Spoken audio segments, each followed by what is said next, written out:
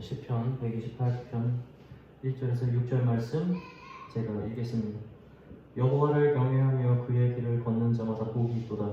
내가 내 손이 수고한 대로 먹을 것이라. 내가 복되고 형통하리로다.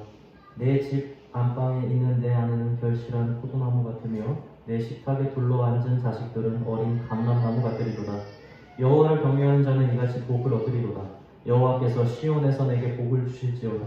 너는 평생에 예루살렘의 번영을 보며 내 자식의 자식을 볼지어다. 이스라엘에게 평강이 있을지로다. 아멘. 여러분, 우리 이 인간에게는 시간표가 있습니다. 하나님에게도 시간표가 있습니다. 그러나 하나님께서 가지고 계신 시간표는 우리가 경험하고 있는 시간과는 매우 다릅니다. 여러분, 하나님께서는 모든 창조를 마치셨어요. 마침표를 찍으셨습니다. 다시 말하면 오늘날 일어나고 있는 모든 일들 가운데에서 하나님의 계획이 없는 것이 없어요. 마찬가지로 하나님은 모든 악한 영들과의 전쟁 가운데서 승리의 선포를 하셨고, 우리는 모든 승리한 전쟁에 참여한 자들이죠. 다시 말하면 우리는 이미 이긴 싸움을 지금 하고 있다는 겁니다. 여러분, 하나님의 시간표는 사실은 굉장히 커다란 큰 틀이라는 마침표를 가지고 있다는 것이죠. 여러분, 이 부분에서 우리가 이해를 할 때 좀 모순되는 것이 있죠. 그러나 하나님께서는 우리에게 자유의지를 주셨어요. 우리가 하고 싶은 것을 할 수 있도록 허락하셨다는 거죠. 여러분, 인간이 자신의 뜻대로 모든 일을 계획하고 선하든 악하든 어떤 행위를 저지를 수 있다는 겁니다.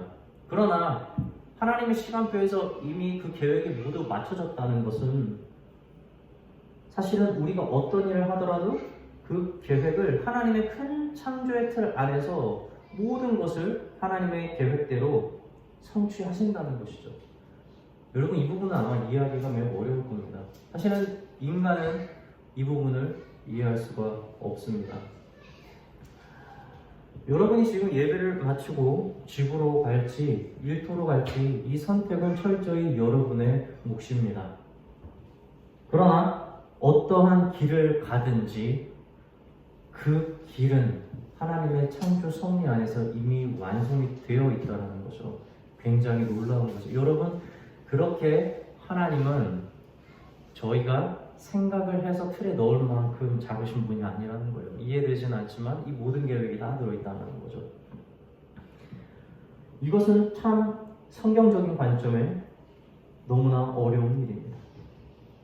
그러나 여러분, 이것은 너무나 분명한 사실이기 때문에 사실은 이 부분에서 우리가 자유를 얻을 수 있는 것이 하나가 있어요. 그것은 뭐냐면 우리가 무엇을 선택할까라는 고민에 대해서 우리는 자유를 얻을 수가 있다는 겁니다.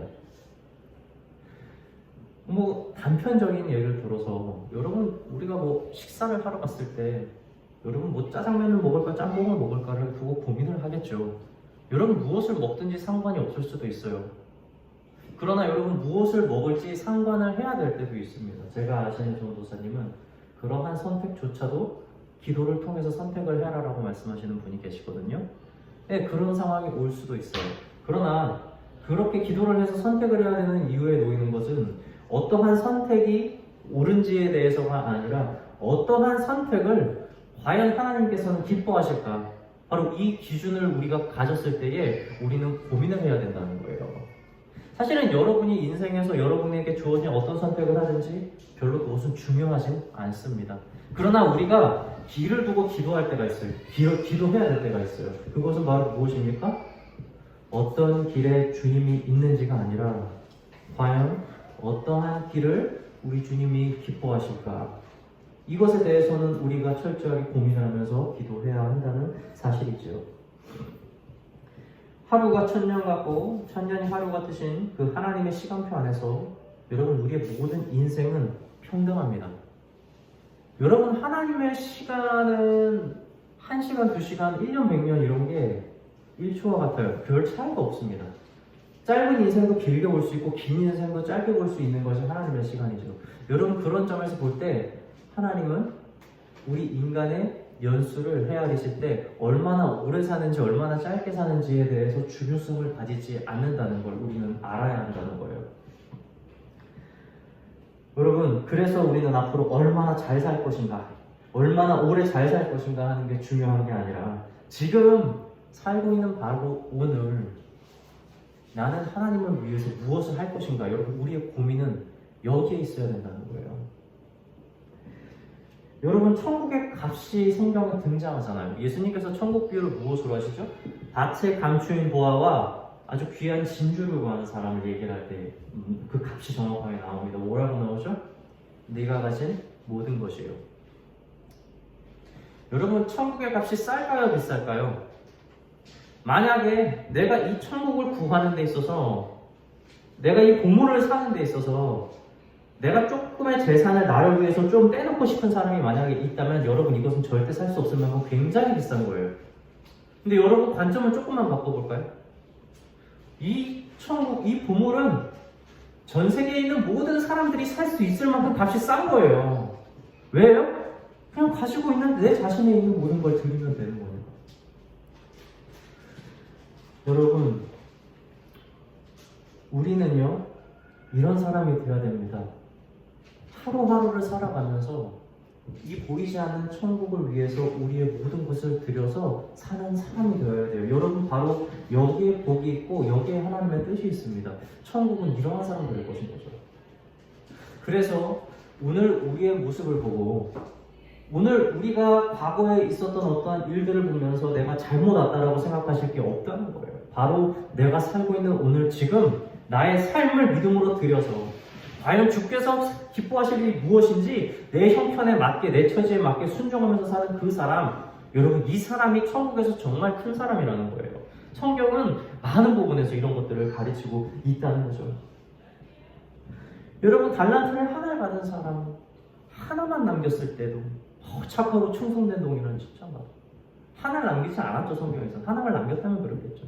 3개를 받은 사람은 3개를 남기기를 원하고 5개 받은 사람은 5개 받기를 원하는 것이 여러분, 하나님을 원하는 거예요. 얼마나 가졌는지 보지 마십시오. 내가 어디 있는지 보지 마십시오. 여러분이 계신 그곳에 주님과 함께 한다면 여러분, 그곳이 바로 우리가 이 땅에서 누리는 작은 천국이라는 사실 잊지 마시기 바랍니다. 여러분, 인생의 성공은 그래서 믿는 순간 딱 시작이 돼요. 정말 신기하게 믿는 순간부터 내가 가지고 있었던 모든 상황들이 하나님의 시간표에서 모든 것이 완벽하게 딱 맞춰지는 거예요. 내가 예전에 가지고 있었던 모든 경험들과 내가 예전에 가지고 있었던 페널티 같은 것들, 내가 남들보다 못한 것들과 가지지 못한 것들과 열등한 것들과 내가 가지고 있던 모든 상처들이 내가 주께 모든 것을 드리기로 결심한 그날, 믿은 순간 사실은 이 모든 것들이 변해서 하나님을 섬길 수 있는 굉장한 무기로 바뀐다는 거예요. 여러분, 믿는 사람들이 가끔씩 컨셉을 잘못 잡아요. 하나님은 믿음이야. 내가 가지고 있었던 뭔가를 더 풍요롭게 해준다든지, 내가 예전에 원했던 걸 하나님이 주신다든지, 내가 아픈 곳이 낫는다든지, 여러분, 이런 희망을 가지고 하나님을 믿어요. 여러분, 하나님께서 그런 복을 주실 수도 있으나 여러분, 그것이 진짜 하나님께서 주신 복은 아니라는 거예요. 하나님은 그저 여러분이 가지고 있었던 모든 것들을 믿음으로 드릴 때에 하나님은 기뻐 받으시고 그런 사람들을 계속해서 쓰신다는 거죠. 여러분, 사울과 바울 이름이 바뀌잖아요. 여러분, 사울이었을 때랑 바울이었을 때 이 사람이 달라진 게 있습니까? 없어요. 여러분, 사울이었을 때는 그가 가지고 있었던 모든 능력들, 그의 말하는 능력, 그가 가지고 신분적인 힘, 그리고 그가 가지고 있는 열정, 여러분, 이 모든 것들을 뭐 하는 데 썼습니까? 믿는 자들을 잡아 죽이는 데 썼어요. 여러분, 바울은 예수 그리스도를 만나기 전까지 그가 가지고 있는 모든 것들은 그의 삶에서 그가 가지고 있었던 모든 스펙들이 다 그를 저주의 삶으로 만들고 있었다는 거예요. 그런데 예수 그리스도를 다메섹에서 딱 만나고 나서 바울이 뭐가 바뀝니까? 여러분, 바울이 능력을 얻지 않아요. 믿음을 얻어요. 바울의 삶을 그렇게 예수 그리스도를 믿는 자들을 잡아 죽이려고 했었던 그 모든 도움이 됐던 능력이 딱 예수 그리스도를 만나니까 자기가 가지고 있는 거 모든 걸 어디다 쏟습니까? 오로지 예수 그리스도를 전파하는데 모든 걸 쏟습니다. 자기가 가지고 있었던 모든 스펙들. 여러분, 그래서 로마까지 다 가가지고 사람들 앞에서 연설할 수 있는 기회까지 얻는 거잖아요. 그가 가지고 있는 모든 능력들 말하기 얼마나 잘합니까, 사도 바울이. 그걸 예수 그리스도를 위해서 다른 사람들에게 맞춰서 복음을 바꿔서 전파하는데 사도 바울이 쓰잖아요. 그가 가지고 있는 그 믿는 사람들을 죽이던 열정이 어떻게 됩니까? 자기 자신을 채찍질하면서 자기가 빚진 자로서 끝까지 예수 그리스도의 복음을 전파하는데 그 다름질을 멈추지 않는 바울이, 사도 바울이 됐다는 사실이에요. 사랑하는 성도 여러분, 이처럼 우리의 능력이 시작되는 시작점은 오로지 믿음입니다. 내가 가지고 있었던, 내가 기대하는 혹시 허용적인 것을, 주님, 당신이 나에게 이것만 주시면 내가 당연히 이렇게 일하죠. 여러분, 그런 거 없어요. 바울이 그 기도 했었거든요. 자꾸 간질인지 안질인지 병이 생겨가지고 지금 살교를 못하는 거예요. 이게 발작 증상이라고 이제 사람들이 많이 추론을 하거든요. 얼마나 힘들었겠습니까? 아니면 앞이 안 보이는 추측이라도 있어요. 예전에 눈이 한번 멀게 됐잖아요. 그래가지고 이게 안질일 것이다라고 추측하는 사람도 있어요. 자기가 편지를 써야 되는데 자꾸 다른 사람이 써주잖아요, 바울이. 다시 말하면 사도 바울은 복음을 전하는데 몸뚱아리가 정상적인 몸뚱아리가 아니라는 거예요. 그래서 바울이 그 가시 좀 빼달라고 하나님한테 3번을 그렇게 간구합니다. 그냥 기도했겠어요, 바울인데. 확실한 거예요. 기도를 안 들어줬잖아요. 근데 내가 당신 복음 전하려고 하는 거니까 이건 기도가 당신이 원하는 거잖아요. 그렇게 3번을 한 거예요. 그런데 하나님이 바울한테 뭐라고? 네 은혜가 내게 족하고 낫지 않습니다. 거기에서도 바울이 은혜를 받아요. 사랑하는 성도 여러분, 내가 무엇을 해서가 아니라 하나님은 그냥 오늘 여러분의 그 모든 것들을 그대로 받으십니다. 여러분, 그분의 은혜를 구하세요. 믿음을 구하세요. 그때에 여러분의 삶이 바뀝니다. 여러분을 힘들게 했다고 했던 모든 생각들이, 여러분을 죽일 것 같은 모든 과거들이, 여러분이 없다고 생각하는 모든 것들이 그 믿음으로 변해서 축복이 되고, 그것으로 오히려 예수 그리스도를 더욱더 영광되게 하는 일들을 우리 주님이 하신다는 사실을 잊지 마시기 바랍니다. 여러분, 예수 그리스도의 제자들도 마찬가지죠. 그리고 예수님을 만났던 죄인들도 그렇죠. 여러분, 이 사람들이, 심지어 그들이 얼마나 자기들의 죄가 저주가 돼요. 그들이 가지고 있는 죄가. 그렇죠? 오히려 하나님을 만날 수 없는 수단이었잖아요. 예전에는 얼마나 바리새인들이 그들을 증오했습니까? 멀리하고 가까이 가지도 않고. 근데 여러분, 오히려 예수 그리스도를 만나니까 오히려 그 죄가 변해서 그들에게 은혜가 됩니다. 그래서 이들이 예수 그리스도를 통해서 믿음이라는 게 생깁니다. 누가 생기죠? 아무도 인간 취급 안 했던 죄인들 말이에요. 병자들이 예수 그리스도를 만나고 변했다는 거예요. 여러분, 바리새인들이 예수님을 만나면 변하지 않았을까요? 변했겠죠. 근데 바리새인들은 마음에 벽이 있었어요. 뭐죠? 자기들이 바라는 예수 그리스도의 삶, 그리고 구원자의 삶을 끝까지 버리지 않죠. 그래서 그들은 예수 그리스도를 눈앞에 뒀지만 예수 그리스도를 마음으로 만나지 못했다는 사실입니다. 여러분, 예수님을 3번 부인했던 베드로, 나중에 예수 그리스도께서 부활하고 베드로가 배우죠. 예수님은 뭐 물어보죠? 네가 나를 사랑하느냐? 라는 거죠. 베드로 성격이면 어떻게 이야기했을까요? 베드로의 성격이면, 주님, 여기 있는 제자들 사랑하는 거 다 합쳐도 내가 당신 사랑하는 것만큼은 안 될 겁니다 라고 얘기했을 거예요. 베드로 그런 사람이거든요. 뭐라 그랬어요? 여기 있는 애들이 다 당신을 두고 떠날지라도 나는 절대 당신을 떠나지 않겠습니다 라고 말했던 사람이잖아요. 내가 제일 먼저 도망갔던 사람이잖아요. 근데 그 베드로가 그 예수님한테 뭐라고 고백하죠? 그 세 번 물어볼 때에 참 겸손하게 말해요. 주여, 내가 주를 사랑하시는지를 당신께서 아시나이다. 사랑한다도 아니고 내가 말하지 않을지라도 내가 당신을 사랑하는 줄을 안다라고 이야기를 한다는 거예요. 베드로도 바뀐 거죠. 여러분, 결국 예수님 예수님을 사랑하지 않는다는 입술의 고백을 3번 했던 베드로에게 다시 예수님은 사랑의 고백을 바꿔서 베드로의 마음을 다시금 바꿔주는 거죠. 여러분, 제자들이 이렇게 바뀐 거예요. 나중에 제자들이 성령을 받아서 자신들의 목숨을 다할 때까지 복음을 전하잖아요. 여러분, 그 복력이 과연 성령에만 있었을까? 아니요. 저는 하나님, 예수 그리스도를 버리고 도망갔던 제자들을 다시 찾아온 예수님을 제자들은 계속 생각했을 것 같아요. 그리고 예수님 진짜 우리를 사랑하시는구나.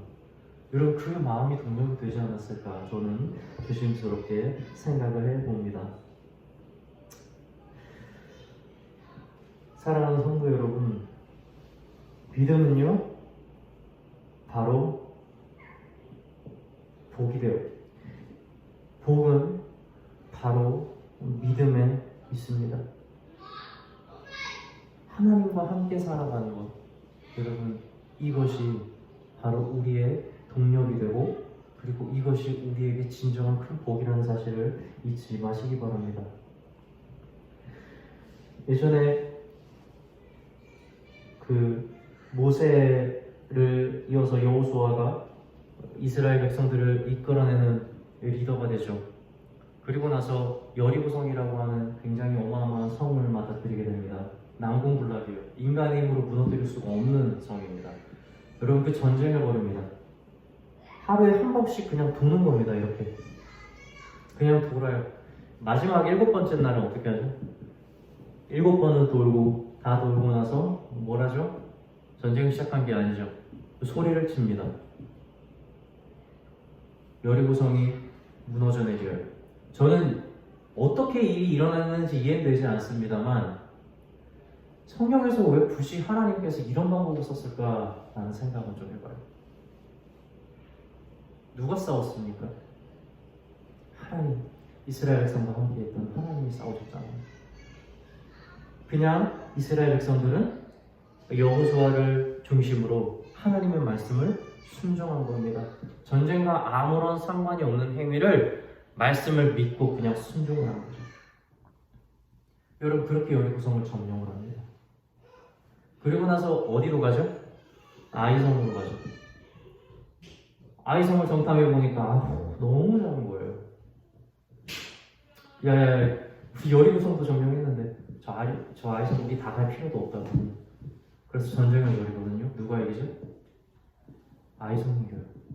그냥 이스라엘 군들이 대패를 합니다. 여호수아가 얼마나 지혜로운지 몰라요. 여러분, 그리고 여호수아가 어떻게 하죠? 하나님께 묻죠. 그리고 죄를 찾습니다. 여리고성에서 진 이유가 뭐죠? 죄송합니다. 아이성에서 진 이유가 뭐죠? 이 아간이라는 사람이 여리고성을 노략을 할 때에 하나님이 어떻게 하죠? 다 진멸시키라고 해요. 여러분, 하나님의 전쟁에서 법이 하나가 있어요. 뭔지 아세요? 전쟁을 했으면 다 죽여야 돼요. 남기는 게 하나도 없어야 돼요. 근데 거기에는 모든 가축이 포함되고요. 그리고 모든 재물도 포함됩니다. 하나님의 성전에 드리는 재물도 있지만 어지간한 건 다 없애버리는 거예요. 그냥 그 자리에서 없애는 거예요. 여러분, 전쟁에서 가장 중요한 키워드가 있죠. 뭐냐면 바로 약탈이에요. 그 당시에는 이들이 가지고 있었던 모든 것들을 그냥 뺏는 겁니다. 죽이면 안 되거든요. 그런데 하나님은 항상 다 없애버리라고 하죠. 왜일까요? 야, 너희가 전쟁을 승리한 건 내가 한 거고, 너희가 앞으로 나아갈 길도 내가 가르쳐 줄 거고, 너희의 삶도 내가 인도할 거고, 너희가 먹는 것도 내가 줄 거야. 그러니까 너희는 여기 의지하지 말라는 거잖아요. 그게 하나님의 전쟁의 법칙이에요. 근데 이 아간이라고 하는 사람이 거기서 옷 아름다운 거 하나랑, 그리고 금이 이제 한 600g? 이 정도 되는 거, 금 한 덩이? 요런 거 훔쳐요. 은이랑 몇 개 훔치죠. 그리고 이제 그걸 훔쳐놓은 거예요. 자기 그 천막 밑에 다 숨겨놓은 겁니다. 그리고 나서 아이성한테 진 거예요. 이스라엘 백성이 출발하기 전에 죄에 대해서 한 번 더 점검했으면 좋았겠는데 그럴 줄 몰랐던 거죠. 여러분, 그래서 나중에 추첨을 하죠. 그래서 나중에 어떻게 되죠? 이 아간이라는 사람이 나옵니다. 그래서 돌을 던져 죽여요. 다 묻어버렸죠. 사랑하는 성도 여러분, 이 아간이 한 행동이 여러분 잘 봐야 돼요. 우리 오늘날의 기독교인들에게도 이 마음이 계속 들어와요. 뭔지 아십니까? 신앙생활은 하지만 그래 하나님의 역사는 인정은 내가 하겠는데 내가 사는 것, 내가 먹는 것, 내가 조금 더 나아지기 위해서 나는 세상과 타협을 해야 된다는 생각이 여러분이 야간이든 생각하고 똑같은 거예요. 아니 하나님께서 입혀주시고 하나님께서 다 해주시고 보호해주시고 하나님께서 먹을 것을 주시는 가운데 왜 굳이 더 추가적인 물질이 얘한테 필요했을까? 탐심입니다. 탐심. 세상을 사랑하는 마음이 그를 결국에는 죽음까지 가지고 왔다는 거예요. 여러분 신약에서도 아나니아와 삽비라가 나오죠. 여러분 그들이 교회의 모든 물질을 다 내놓지 않고 일부를 숨깁니다. 아니 좀 안 내놓아도 되잖아요. 왜 굳이 헌금을 전 재산 다 해야 돼요? 여러분 해야 돼요. 그때는 그래요. 그때는 성령의 역사가 그들에게 그렇게 임했어요. 왜냐면 교회가 당할 박해가 매우 컸고 교회의 성장이 굉장히 그 기간 가운데 짧은 기간 동안 폭발적으로 일어나야 하나님의 역사가 일어나기 때문에 하나님이 믿는 자들의 감동을 줘서 비슷한 일들을 다 일으켰어요. 성령의 은사도 비슷하게 받았어요. 방언도 대부분 했어요. 그때는. 그리고 성령을 받은 사람들이 다 감동해서 마음으로 자신의 모든 물질을 내놓는 것은 그 당시에 있었던 성령의 역사인 거예요. 그런데 아나니아와 삽비라가 거기에 동참하지 않죠. 왜 그랬을까? 내가 하나님을 믿고 내가 그 능력은 보지만 그래도 내가 나에 대한 부분, 내가 조금이라도 더 이렇게 해놔서 내가 조금이라도 더 괜찮을 수 있도록 마음을 나눈 거예요. 그래서 그들의 영혼이 떠나가지 않습니까?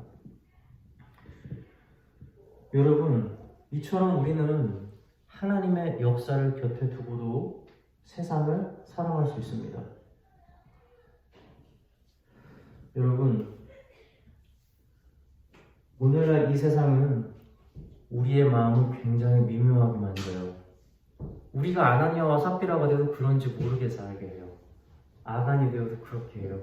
옛날에는 성령의 역사가 굉장히 두드러지고 하나님의 말씀이 매우 선지자를 통해서 리더를 통해서 직접적으로 전파되어진 시대였지만 여러분 오늘날은 그렇지가 않거든요. 그래서 여러분 우리는 우리의 마음이 지금 이분법적으로 나뉘어져 있는지 여러분 정말 잘 봐야 됩니다.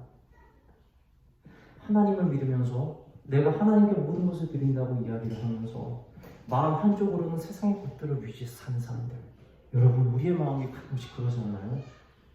어제 뉴스를 보니까 네팔의 한 청년이 신분이 되게 낮은 청년이거든요. 이 계급사회가 있어요. 그쪽이 인도 옆에 있잖아요. 근데 그쪽이 그 청년이 되게 신분이 낮은데 신분이 높은 여성하고 결혼하기 위해서 그 마을을 찾아갔습니다. 어떻게 됐냐면 그 마을에서 죽임을 당해요. 여러분 이 뉴스를 보면서 얼마나 황당합니까? 아니 어떻게 요즘 세상에도 신분 계급을 가지고 이런 일이 일어나나 여러분 싶죠? 여러분 우리나라에도 보이지 않는 신분 계급이 있다고 안 느껴지십니까? 여러분 초등학교 애들이 학교에 가서 지들 아파트 브랜드명이 무엇인지 가지고 이야기를 해요. 여러분 중고등학교 애들이 자신의 부모님 직업이 뭔지 가지고 이야기를 하고 자신이 가지고 있는 브랜드 옷 가지고 얘기를 하는 애들이에요. 여러분 그런 것을 보면서 사회가 잘못되고 있다고 혀를 차는 어른들이 한 달 수입을 가지고 사람을 평가하고 직업의 모양을 보고 사람을 평가하고 사는 것이 어딘지를 보고 평가하는 시대가 여러분 오늘날 시대예요. 특히 한국은 더 심하죠. 여러분 카푸어란 말 들어보셨어요? 여러분 독일의 3사의 그 비싼 차들이 대한민국 매출 1위에 전 세계에서 여러분 자동차 사는 게 문제가 아니죠. 돈 있으면 사도 되죠. 그런데 카푸어란 말은 뭐냐면 남들에게 보여주기 위해서 자신이 가지고 있는 재산의 대부분을 자동차에다 쏟는 사람들을 이야기합니다. 왜 그렇습니까? 여러분 그 사람들이 문제가 아니에요. 그 사람들의 겉모습을 보면서 사람의 계급을 나누는 보이지 않는 시선들이 오늘날 이 사회를 만들어내고 있다는 걸 여러분 봐야 되는 거예요. 사랑하는 성도 여러분, 우리는 그런 시대에 살고 있습니다. 혹시 그런데 우리의 마음이 이러한 것들을 바라보면서 그 계급을 맞추기 위해서 노력하려는 우리의 마음이 있지 않나 여러분 우리는 점검해 봐야 돼요. 그래도 나 정도는 이 정도 해야 되지 않나? 그래도 나 정도는 이 정도 가져야 되지 않나? 삶의 목표를 돈으로, 물질로 그리고 집으로 두면서, 그리고 내 자식 교육도 교육 잘해서 그래도 니는 명문대 가서 다른 사람들 존경받아야지, 좋은 직장 가져서 그래도 성공하는 삶을 살아야지. 여러분, 만약에 우리의 마음이 이런데 세상 사람들과 다르지 않다면 여러분, 우리가 진짜 아간이랑 뭐가 다릅니까? 우리가 아간이랑 삭개랑 다르게 뭐가 있어요? 여러분, 인생의 성공은 믿는 것으로 시작되고요, 하나님은 우리에게 무엇을 가진지를 여쭤보지 않으십니다. 그분은 우리가 무엇을 했는지에 관심이 많으신 분이세요. 마지막 날에 하나님께서 우리를 만날 때 여러분, 그분께서 물어보시는 거는 네가 얼마나 오래 살았느냐가 아니라 너는 그렇게 내가 준 생명 가운데 너는 나를 위해서 무엇을 했냐를 물어보세요.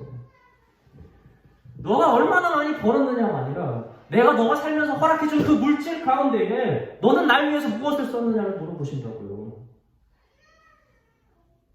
그렇게 명예를 많이 쌓은 것이 자랑이 아니라 사람들이 너를 따르도록 그렇게 명예롭게 만들어줬을 때에 너는 그 명예를 가지고 나에 대해서 나를 위해서 무엇을 했느냐를 물어보시는 게 바로 하나님이라는 거예요.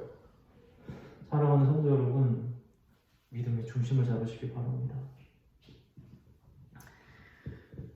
여러분, 바로 우리가 이 땅에서 누리는 모든 복들은 사실은 하나님께서 주시는 복이 맞아요. 그래요. 하나님은 믿음이 있으면 복을 주십니다. 그리고 많은 사람들이 그런 복을 받아요. 우리가 보지 않습니까? 여러분, 우리가 알고 있는 히스기야 왕이 어때요? 하나님한테 기도해가지고 생명 영장 받아요. 여러분, 나사로도 그렇잖아요. 죽음에서 부활을 맛본 자예요. 근데 여러분, 이들에게 무덤이 없습니까? 여러분, 히스기야 더 살았지만 19년 뒤에 죽어요. 나사로도 죽었어요. 다 죽습니다. 여러분, 이처럼 하나님께서 우리의 삶 가운데에서 베푸시는 복에는 모두 유통기한이 있어요. 잠깐 허락해주는 거라고요. 물론 우리의 삶 가운데에서 고난이 우리의 죄 때문에 오는 것은 맞습니다. 왜냐하면 근본적으로 인간이 죄로 인해서 고난을 받기 시작했기 때문에 하나님은 계속해서 고통으로 우리를 시험하실 때가 있어요. 왜냐하면 우리의 죄를 계속해서 가려내야 되니까. 왜 태초에 인간이 그랬잖아요. 그래서 죽음을 다시 생각나게 하는 겁니다. 고난을 통해서. 그래서 인간은 되게 고난을 통해서 하나님을 만날 수밖에 없어요. 죄 때문에 고난이 들어와서 그 죄를 깨달으려고 고난을 보는 거죠.